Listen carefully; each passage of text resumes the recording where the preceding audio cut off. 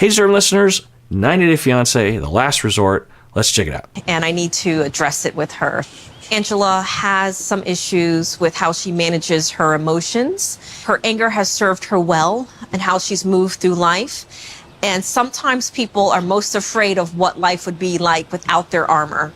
Yeah, good. That's a very therapist-y perspective that I would have, not exactly, but in that direction. And that's a good place to start. I wonder, though, if a lot of viewers watching would be like hoping that Angela would be blasted for this. And there's a lot of things the therapist could do here. It just depends on their overall goal and also their role, because they're just there for a couple of weeks. They're not going to fix Angela's anger problem or her history or her trauma or something. So, the setting up long-term care would be recommended, and maybe they will. But for this interaction, for me anyway, yeah, I would absolutely start from there and say, like, hey, what happened? Just tell me what was going on. And my style is to flowchart is kind of a dry term for it, but essentially I'm looking for the sequence of perception, emotion, reaction systems, and how you communicate to the other person, what that provoked from them, how you interpreted that. That's how I work. And so I would start there, and I would not be confronting really, but I'd be like, okay, and hopefully Angela would say, well, I was intoxicated and I was triggered because when Liz did this thing, then that really pissed me off. And I'd be like, okay, well, what was going on there? What was going on for you? What was the choices there? What was the hope? Do you do this? Anyway, just exploring that. But because this is group therapy, there are ground rules and there are ethics that actually we have to follow as group therapists, because we can't just allow Liz, who is also a client of this therapist, to just be abused in the middle of this facility. And maybe there are guidelines. It's like, well, if the therapists aren't around, you're free to do what you want to do and you're at your own risk, kind of a thing, maybe. But I would be very concerned about group cohesion and also Liz's well-being and her own trauma and her own recovery and her own experience and safety. So I would have a pretty pointed conversation with Angela about you can't do that. So let's talk about other options, and let's also start working on some anger management. When did you first start noticing that you were escalating? And if I'm not satisfied that Angela can manage without me there, then I would separate Angela from the group, actually, because why should Liz have to be separated, right? She didn't do anything wrong. So, and also Angela, God knows what she's going to do to other people. And I would do it as compassionately as possible. I'm sorry, Angela, but until I'm reassured that this isn't going to happen again, I can't allow you around the other clients, because they're my clients too, and I have a responsibility to them. So we're going to switch to individual therapy, or I don't know, or something. Wow, when I say that out loud, it really sounds good, but I can't imagine that happening. I understand you were a part of that. Who ratted me out? Well, Angela, I'm staying here at the resort too, and I'm in touch with the resort staff, because we do want to make sure this is a pleasurable, great experience for everybody. So I think they edited that, but who ratted me out? You ratted yourself out. I don't think there's anyone within a mile radius of you that doesn't know that you are there because of your behavior. So who ratted you out? I mean, I think we saw other guests or non-production, non-TV production staff of the hotel that were showing up being like, will you be quiet? So who ratted you out? Plus, of course, I don't know why I always have hope. I mean, what other reaction are we expecting from Angela? I don't know. It's so weird. I guess I would just always believe in people, and I just always think that they're going to do the right thing-ish. And it's not like Angela is 100% always in that direction, but I think I just need to I'm trying to remind myself that just keep your expectations reasonable. Otherwise, it's bothersome. It's more bothersome than it needs to be. Dr. Janie telling me that she needs to speak to me about the incident that happened last night makes me feel again that I'm the bad person. But No but. There's no but there. Just period. You are the bad. I mean, you're not a bad person, but you are the bad person. You are the bully. You are the abusive individual. Period. There's no but. There's no but. Liz didn't do anything. All she said was, so all Kelly and all Liz said was, you overtalk. And then both Ed and Angela proceeded to completely dominate and overtalk and abuse for the rest of the evening, so much so that the hotel staff had to intervene. I'm the bad person. But you come after me, I'm going to come back stronger. Yeah, that's her motto. And she does that over and over again. And yeah, I've already been over this, but I think it's either a cultural thing and or it's her humiliation, trauma, or schema or something that she decided when she was very young that the only way to stay safe is to outdo everybody so that you can always remain on top and in control and dominant. Otherwise, very bad things are going to happen to me. And okay, of course, I have sympathy for that, but how much opportunity has she had to turn it around or address it or go to therapy or to at least have a slightly different narrative than that of just like, I'm the bad guy, that's what everyone thinks, but I don't know, she called me a name and that's not okay. And yeah, I went too far, but just a little bit more nuanced other than, hey, you're going to come after me? Then, I mean, so I wouldn't be surprised if she actually believes that to be true, that she didn't start it and her actions were justified. I mean, that's the way it seems. So, yikes. Okay, what was wrong with my behavior last night? Like, what do you see was wrong? Now, there's a chance that she blacked out, but if she didn't, then I don't know why I always hope that they're going to see it, but of course she doesn't. I don't know. I keep reminding myself, low expectations. Yeah. I don't know. It's just hard to imagine someone wouldn't say to themselves, oof, I went 50% even though you went 100% too far.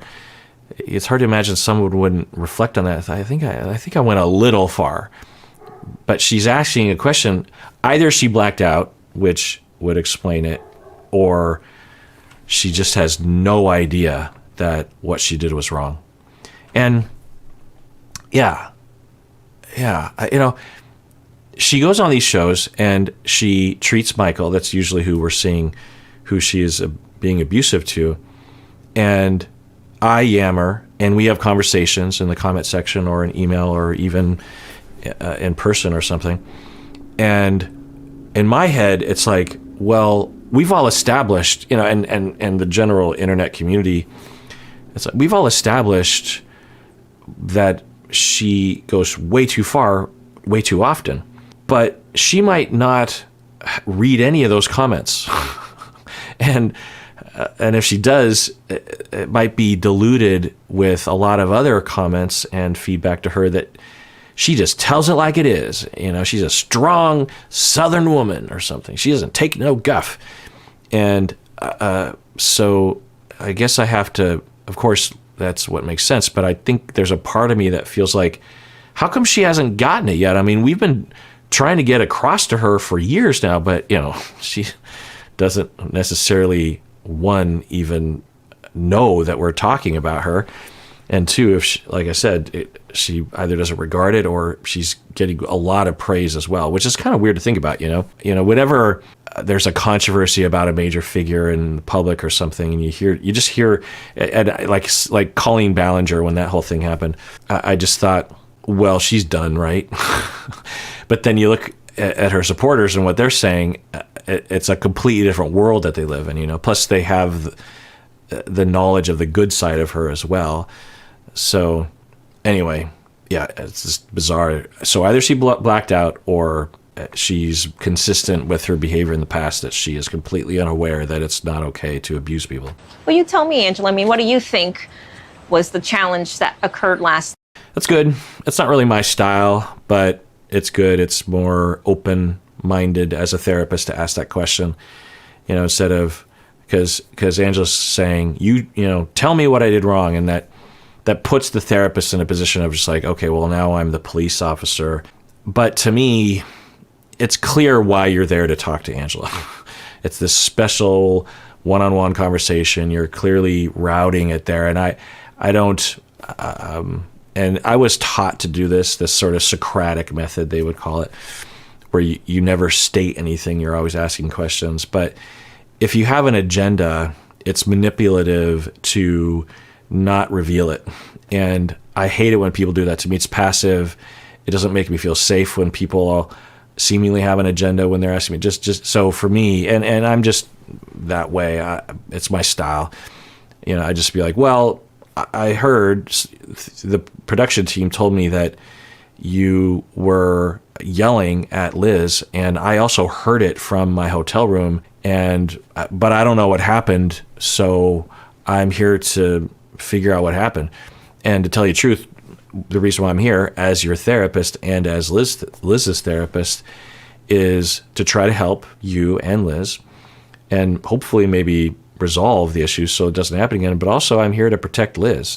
That's a part of it. So, and you. So that's the landscape. So I'd love to know what happened last night so that we can begin a conversation. That's my style of asking that question, because I don't want people to feel like I'm manipulating them. Her question is great though. And there's a possibility that literally in her heart, she's just like, hey, I'm open to whatever she wants to say. And I don't have any judgment about it. It's possible. Night in your behavior. I just get sick of Liz playing the victim. When Liz made that comment, like, all night you've talked over me, it just reminded me of Michael, like, you're just lying dead in my damn face. I'm not taking it. I took it a whole year with my husband, lying, cheating. Wow.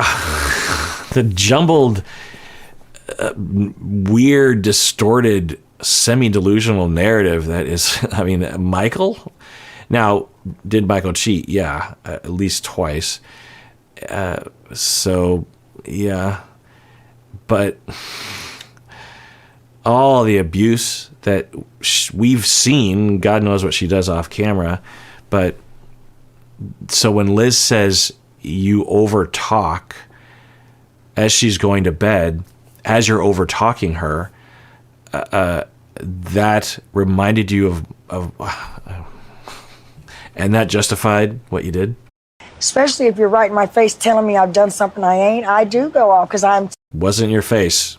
It was the very definition of not in your face. She was walking away, going to bed, in your face, in your face. Wow. So clearly she didn't have a blackout because she has a story in her mind about what happened. Now, could she actually truthfully believe that Liz was in her face, given her history? Possibly. But at some point, particularly after, if before you came on the show, you're Angela and your life is chaotic and you are going from trauma to trauma and chaos to chaos and you never have time to just stop and think or go to therapy, okay. But after coming on the show years ago, presumably she watched the show or saw snippets. That's a golden opportunity, and all the feedback and maybe the money as well. The opportunity to question is there, and to not question is, I don't fault people for having their traumas and having conditions as an adult because of those traumas. And maybe there's a period of time that it's reasonable that someone wouldn't have the wherewithal or the space to begin to question themselves and heal. But I don't know if Angela's in that place, given everything that's happened since she came on the show. And there could be a lot of other things even before she came on the show that gave her ample opportunity to ask that question. So to continue down this road, even though trauma is likely the cause, she's responsible for at least trying to, especially when her behavior is harming other people. I'm not taking it from no one. Michael's lied so much, he's traumatized me. So it's her tone and her body language and what she was saying that was triggering. It made me go in defense. I worked at the prison. So that's... My God, the amount of justifications that she has. It's, Michael, she traumatized, she's a victim, she was in my face. I worked in the prison, and maybe I went too far, but if you get in my face, it's what? Let's just rewind and watch that scene. Now it's edited. Maybe something else happened, but it looked like it was pretty accurate to what happened. Let's just review. Are you leaving? Seriously, Liz? I got water splashed in my face. I didn't mean to splash in your face. So at this point, Angela is saying, "Oh, don't go. It's going to be fun," or "Let's talk." And I was wondering if Angela was tasked or feels like it's her job to make sure that the producers have more content or something, because they've been in a hot tub for a long time and it's not going well. Angela just wants to go to bed. So, and often they're in these scenes way longer than what we're seeing. I've heard from cast members sometimes that they might have them reshoot scenes, and there's a lot of downtime while the cameras get set up and everything. So anyway, so in this mode, it's important to know that there's no bad blood. She's just wanting to go to bed, and Liz did say, I got water splashed in my face, and then Angela says, "Sorry, I didn't mean to splash you in your face." So everything's good right now. No, it's good, but we can't exactly I need to defend my man. I get it, but we can't talk about he called me a cheater and then you admit to cheating. We all gotta. So Liz is reacting against both of them, attacking her for not defending her man, and so Angela is trying to make her case at this point. So things are starting to escalate a little bit, but it's certainly not becoming personal between Liz and Angela. He should be attacking Ed, but Ed does tend to run his mouth a lot, and Ed's got to learn his consequences. This is one of the reasons why Ed and I are here. He doesn't learn from any of his mistakes, and he should not be defended right now. Just you two talk. Okay. No, you... And then she says, "Just you two talk. Why? Just let me go." And then Angela, is she still pleading, strangely? Talk with your... I can't talk, and I'm sorry, I love you. And then she's like, "Well, we want you to talk, and I can't talk. I love you, Angela, but you speak over." So I even forgot that it's in the same sentence. "I love you, Angie, but you speak over everybody." So Liz is saying that in relation to, you want me to stay and talk, but you talk over me. And that's, I think, the reason why Angela thinks this sentence is the reason why Angela thinks it was okay to assault her by getting in her face. And I'm not going to watch that, because that scene, it's one of the most upsetting scenes I've ever had to watch on these shows, the way she gets in her face. You speak over everybody. Bitch, don't go there, mother.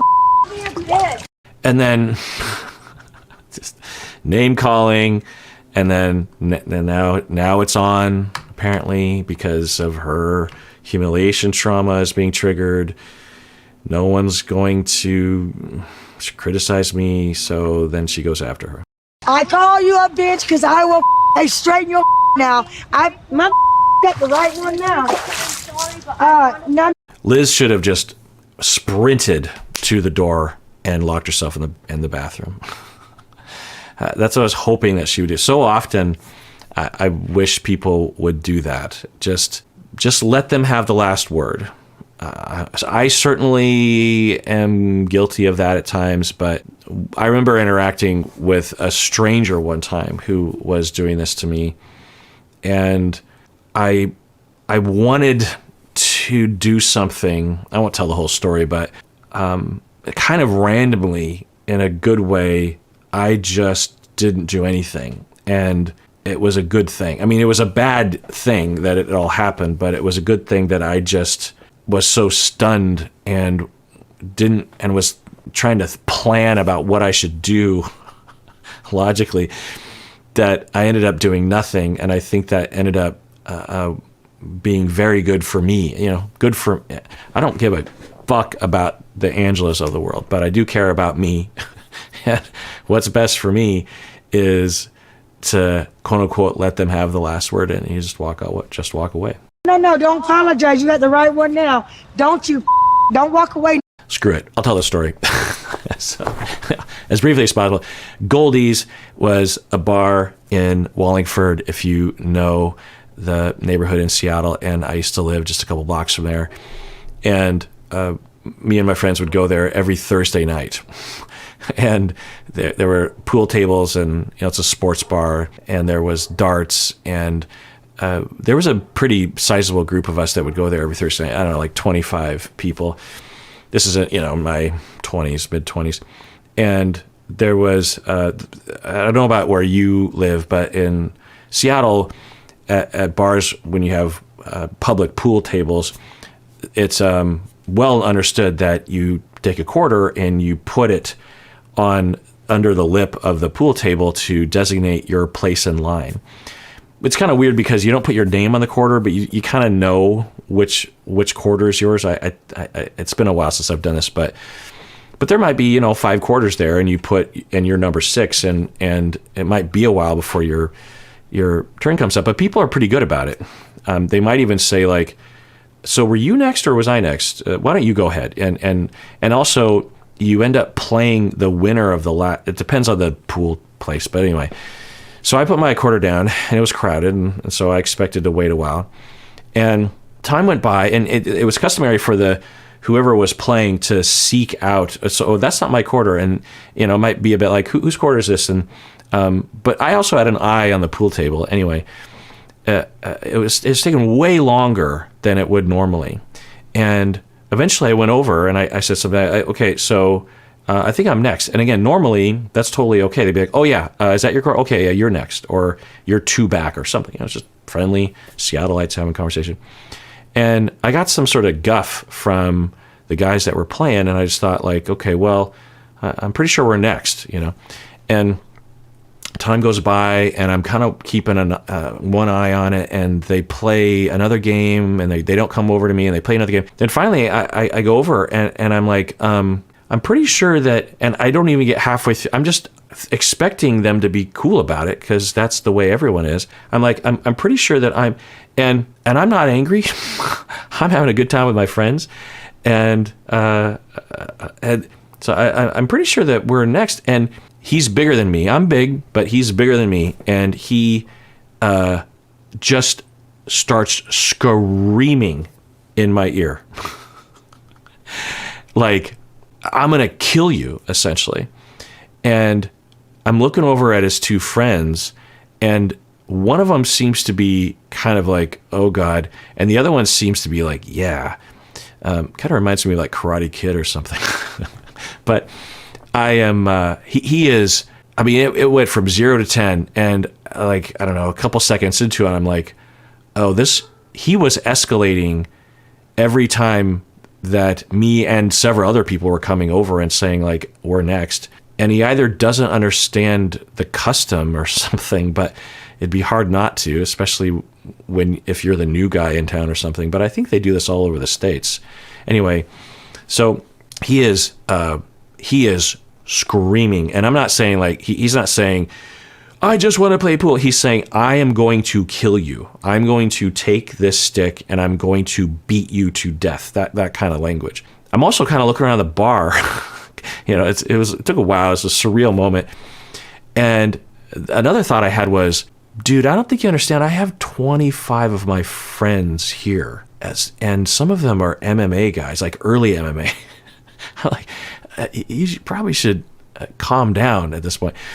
So it was so overwhelming and so confusing and so bizarre. And I wasn't particularly scared. I mean, a little bit, but not particularly, because, again, I have 25 of my friends that are within like 10 or 15 feet of me. That's like the whole side of the bar was my friends and close friends of mine. And so I didn't do anything.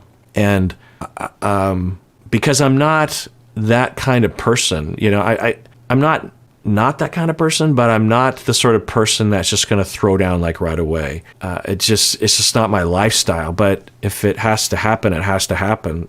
So I have a long fuse, but there's a fuse. Anyway, so it's happening, and I'm just like, what is happening? And I'm kind of keeping my eye on his pool cue on the stick, and because if that thing comes up, I'm gonna have to defend myself. Oh yeah, and I also remember I'm looking at another friend of mine. I'm looking at her because she was right in my field of view as he's doing this, and I just remember looking at her. We had eye contact, and she's looking at me like, and I'm just looking at her like, yeah, that's kind of weird.